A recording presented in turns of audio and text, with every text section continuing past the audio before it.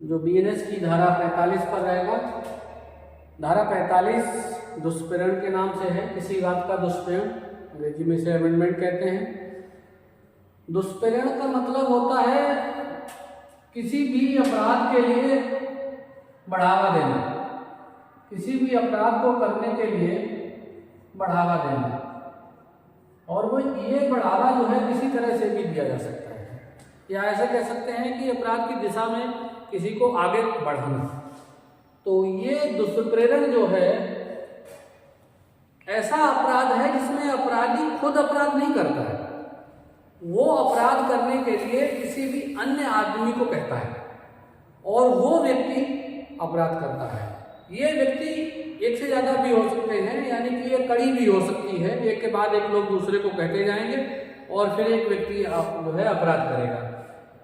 तो दुष्प्रेरण में खुद अपराध नहीं किया जाता है, दुष्प्रेरण स्वयं में एक अपराध है, वो जो कि कहने मात्र से होता है। यानी कि कोई व्यक्ति जब किसी अपराध को करने के लिए किसी दूसरे व्यक्ति से कहता है कि तुम ऐसा अपराध कर दो, तो ये कहना मात्र ही स्वयं में अपराध होता है, और दूसरा अपराध वो होगा जो व्यक्ति उस अपराध को कहने के बाद में करेगा। तो दुष्प्रेरण यानी कि अपने आप में एक अपराध है जो कहने मात्र से होता है, करने मात्र से नहीं।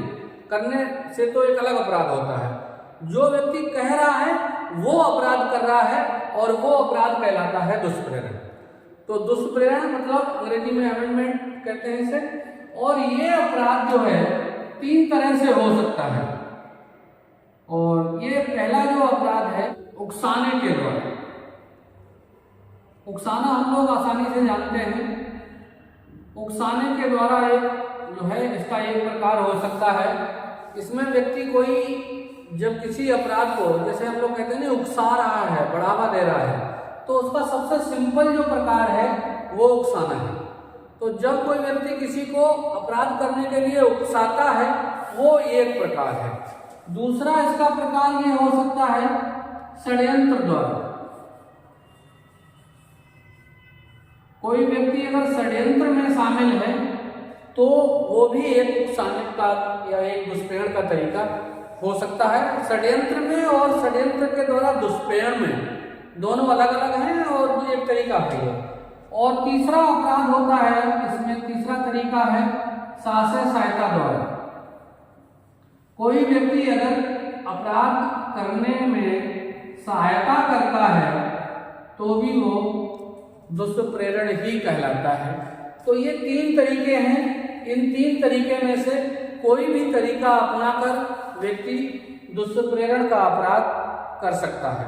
दुष्प्रेरण जो है वो अपने आप में एक अपराध है और इसको एक नाम दिया जाता है। असल में एक अपराध होता है इनकोहेट ऑफेंस, इनकोहेट ऑफेंस, ठीक है, अधूरा अपराध, अपूर्णता में पूर्ण। तो ये अधूरा अपराध है, इसको हम जो है इनकोहेट ऑफेंस कह सकते हैं। और इनकोहेट ऑफेंस जो है 3 तरह के होते हैं, अपूर्ण में पूर्ण। तो उसमें दुष्प्रेरण भी आता है, षड्यंत्र भी आता है, और एक अपराध जो होता है प्रयास, प्रयास भी अधूरा अपराध है, वो पूरा नहीं होता है। तो ये 3 तरह, यानी कि ये 3 अपराध जो है इनकोहेट ऑफेंस में आते हैं। और धारा 45 इनमें एक तरीका है दुष्प्रेरण का, ये बीएनएस का है। वैसे आईपीसी में ये धारा 107 थी, आईपीसी 107 में दुष्प्रेरण था।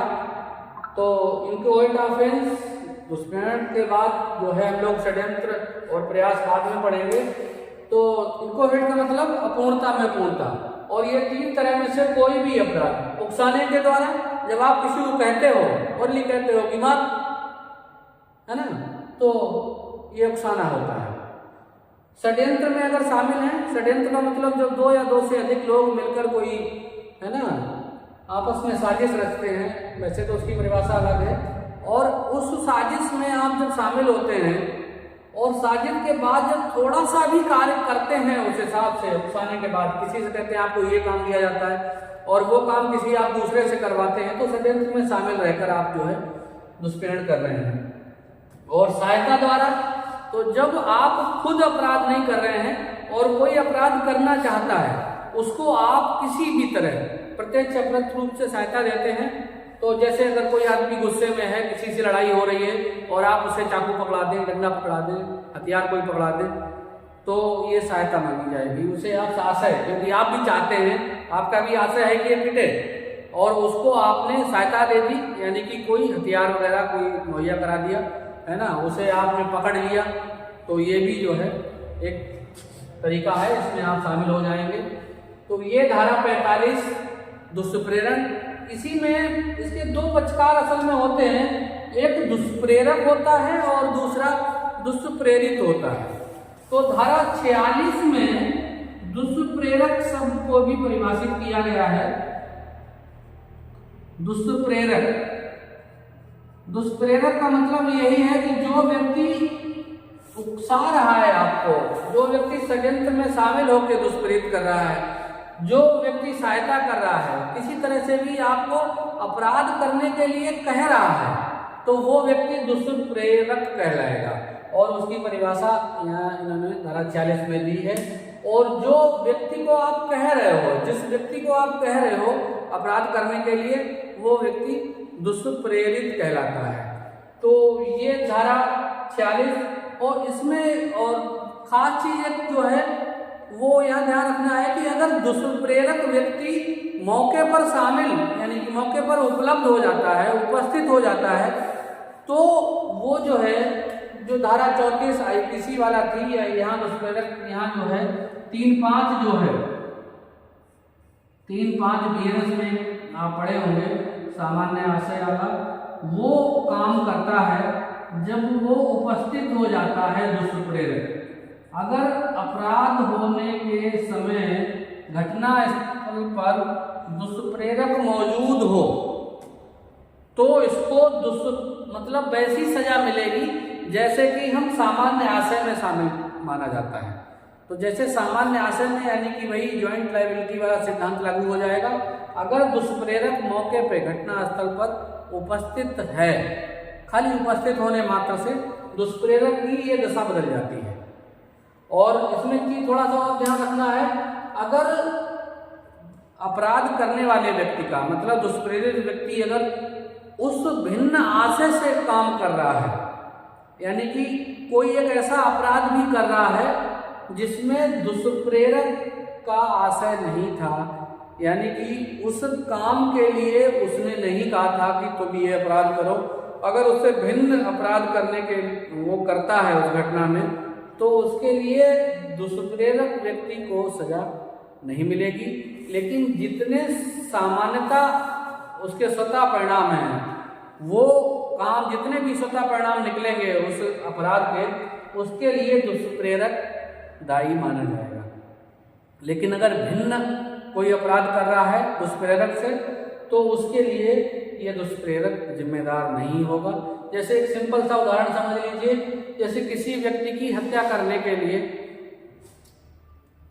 आपने दुष्प्रेरण किया और हत्या की उस व्यक्ति की, और हत्या करने के बाद उस व्यक्ति का जो है घर में वो चोरी भी कर लाया, तो हत्या का ये सामान्य परिणाम नहीं है, स्वतः परिणाम नहीं है चोरी करना। तो चोरी करने के लिए केवल दुष्प्रेरित व्यक्ति ही जिम्मेदार माना जाएगा, दुष्प्रेरक जिम्मेदार नहीं माना जाएगा।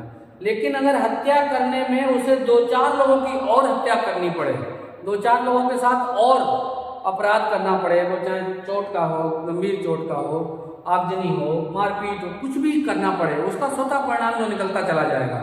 तो जितने अपराध साथ में होंगे उन सबके लिए दुष्प्रेरक भी जिम्मेदार माना जाएगा। अगर भिन्न अपराध करता है तो उसके लिए दुष्प्रेरक जिम्मेदार नहीं माना जाएगा। बाकी अगर कोई सवाल आपका हो तो कमेंट कर हमसे पूछिए, हम उसका आपको जवाब